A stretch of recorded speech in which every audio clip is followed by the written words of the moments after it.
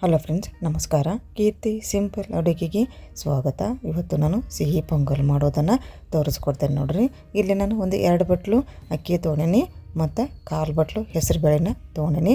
ನೀವು 1 ಬಟ್ಲು ಅಕ್ಕಿ ತೊಗೊಂಡ್ರೆ 1 ಬಟ್ಲು ಹೆಸರು ಬೇಳೆನೂ ಕೂಡ ತೊಗೋಬೋದು. ಇಲ್ಲಿ ನಾನು 2 ಬಟ್ಲು ಅಕ್ಕಿ ತೊಗೊಂಡಿನಿ ಮತ್ತು 1/4 ಬಟ್ಲು ಹೆಸರು ಬೇಳೆ ತೊಗೊಂಡಿನಿ. ಈಗ ಇದನ್ನ ಕುಕ್ಕರಿಗೆ ಹಾಕ್ಕೊಂಬಿಡೋಣ್ರಿ ಎಲ್ಲವನ್ನು. ಇವಾಗ ಅಕ್ಕಿ ಹಾಕ್ಕೊಂಬಿಡೋಣ ಫಸ್ಟಿಗೆ.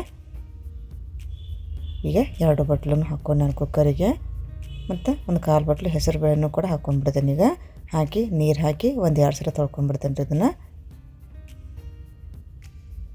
ಈಗ ನೋಡಿ ತೊಳ್ಕೊಂಡು ಕೂಡ ಆಯ್ತು ರೀ. ಇವಾಗ ನಾನು 2 ಬಟ್ಲು ಅಕ್ಕಿ ತೊಗೊಂಡಿನಿ, ಒಂದು 1/4 ಬಟ್ಲು ಹೆಸರು ಬೇಳೆ ತೊಗೋದ್ರಿಂದ ಒಂದು 5 ಬಟ್ಲು ನೀರನ್ನು ಹಾಕ್ಕೊತೇನೆ ನೋಡಿರಿ. ನೀವು ಇದಕ್ಕಿಂತ ಸ್ವಲ್ಪ ಹೆಚ್ಚಿಗೆನೂ ಕೂಡ ಹಾಕ್ಕೋಬೋದು. ನಾ ಇಲ್ಲಿ ಒಂದು 5 ಬಟ್ಲು ನೀರನ್ನು ಹಾಕ್ಕೊಂಡ್ಬಿಡ್ತೇನೆ ನೋಡಿರಿ. ಅಂದರೆ ಅನ್ನ ಮೆತ್ತಗಾಗಿ ಬಂದ್ರೆ ಸಿಹಿ ಪೊಂಗಲ್ನು ರುಚಿಯಾಗಿ ಬರ್ತೈತೆ ರೀ. ಅದು ಸ್ವಲ್ಪ ಸಾಫ್ಟಾಗಿರಬೇಕು, ಭಾಳ ಸಾಫ್ಟನ್ನು ಮಾಡೋಕ್ಕೆ ಹೋಗ್ಬಾರ್ದು. ಸ್ವಲ್ಪ ಮೀಡಿಯಮ್ ಇದ್ರಾಗನ ಮಾಡಿದ್ರೆ ರುಚಿಯಾಗಿ ಬರ್ತೈತೆ ಅದು.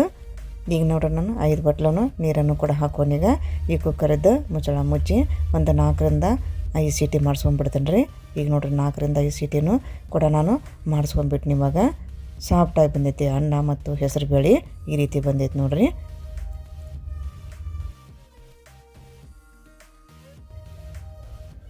ಈ ಗ್ಯಾಸಿನ ಮೇಲೆ ಒಂದು ಬಾಳಿಗೆ ಇಟ್ಕೊಂಡು ಈಗ ತುಪ್ಪ ಹಾಕ್ಕೊಂಬಿಡೋಣ್ರಿ. ತುಪ್ಪ ನೋಡ್ರಿ ನಿಮ್ಗೆ ಅನುಕೂಲಕ್ಕೆ ತಕ್ಕ ಹಾಕ್ಕೋಬೋದು. ಒಂದು 3-4 ಚಮಚ ನಾನು ತುಪ್ಪ ಹಾಕ್ಕೊಂಡು ಸ್ವಲ್ಪ ತುಪ್ಪ ಕಾಯ್ಬೇಕ್ರಿ. ಅದು ಕಾದ ನಂತರ ನಾನಿಲ್ಲಿ ಗೋಡಂಬಿನ ಹಾಕ್ಕೊತೇನೆ. ಗೋಡಂಬಿನ ಈ ರೀತಿ ಸ್ವಲ್ಪ ಕಟ್ ಮಾಡ್ಕೊಂಡು ಕೂಡ ಹಾಕ್ಕೊಂಡೇನ್ರಿ ನಾನಿಲ್ಲಿ. ಸ್ವಲ್ಪ ಕಲರ್ ಚೇಂಜ್ ಆಗಬೇಕು, ಅಲ್ಲಿ ತನಕ ನಾವು ತುಪ್ಪದಾಗ ಗೋಡಂಬಿನ ಹುರ್ಕೋಬೇಕಾಗೈತಿ. ಇವಾಗ ಒಣ ದ್ರಾಕ್ಷಿ ಹಾಕ್ಕೊಂಡು ನೋಡ್ರಿ ನಾನು. ಒಣ ದ್ರಾಕ್ಷಿನೂ ಕೂಡ ತುಪ್ಪದಾಗ ಚಲೋ ತನಕ ಹುರ್ಕೋಬೇಕು. ಸ್ವಲ್ಪ ಕಲರ್ ಚೇಂಜ್ ಆಗಬೇಕದು ಒಣ ದ್ರಾಕ್ಷಿದು, ಅಲ್ಲಿ ತನಕ ನಾವು ಹುರ್ಕೋಬೇಕಾಗೈತಿ ಗೋಡಂಬಿ ಮತ್ತು ಒಣ ದ್ರಾಕ್ಷಿಯನ್ನು.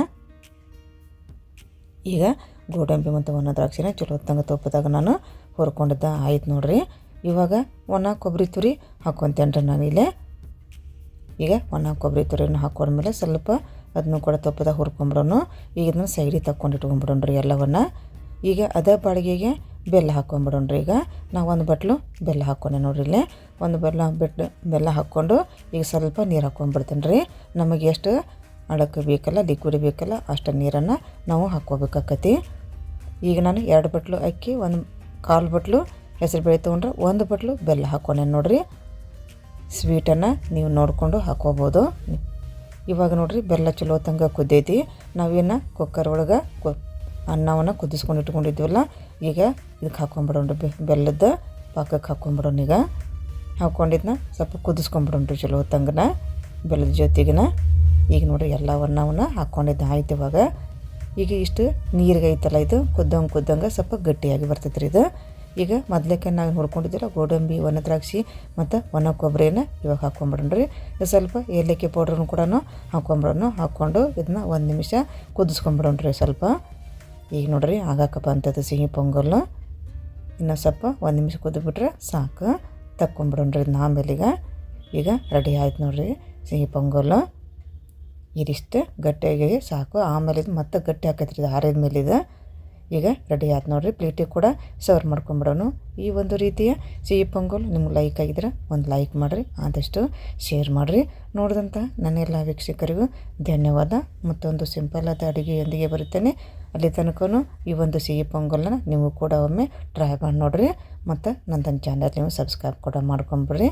ನಮಸ್ಕಾರ, ಧನ್ಯವಾದ.